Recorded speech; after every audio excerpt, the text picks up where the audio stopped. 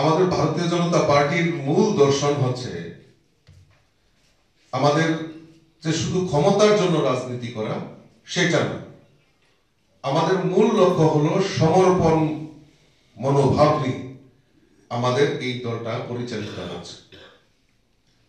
Party আজকে ভারতীয় জনতা পার্টির এই যে প্রচার, এই যে কর্মকাণ্ড, চাহে সরকারের হোক চাহে সংগঠনের হোক, তার যে মূল দর্শন, এই মূল দর্শন হলো একাত্মক মানববাদ।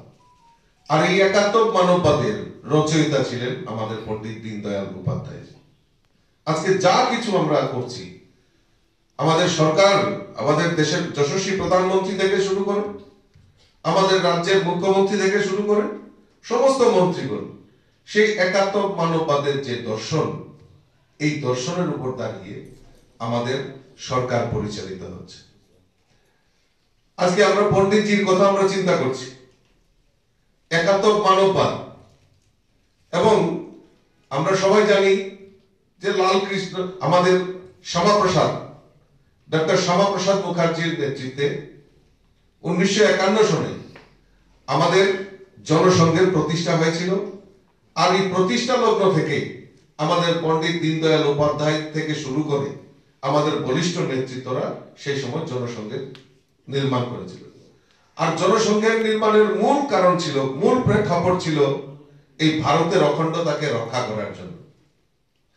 আর এই অখণ্ডতাকে রক্ষা করতে গিয়ে আমরা সবাই জানি এই 370 ধারা বিলুপ্তির জন্য আমাদের তৎকালীন আমাদের এই নেতা ডক্টর শ্যামাপ্রসাদ মুখার্জি বলিদান হয়েছিল, সেটা তার ইতিহাস আমরা জানি। আর তৎসঙ্গে আমাদের এই পণ্ডিত দীনদয়াল উপাধ্যায়কেও নৃশংসভাবে হত্যা করা হয়েছিল, তার ইতিহাসও আমরা সবাই জানি ভারতীয় জনতা পার্টির প্রত্যেকটি কার্যক্রম।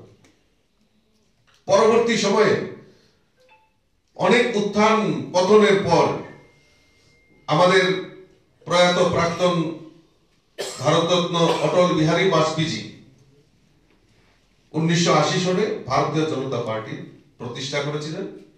আর এই প্রতিষ্ঠা লগ্নে প্রথম যে কাজ হয়েছিল যে পণ্ডিতজির দেখানো পথকে অনুসরণ করে ভারতীয় জনতা পার্টির সংগঠন নির্মাণ হয়েছিল,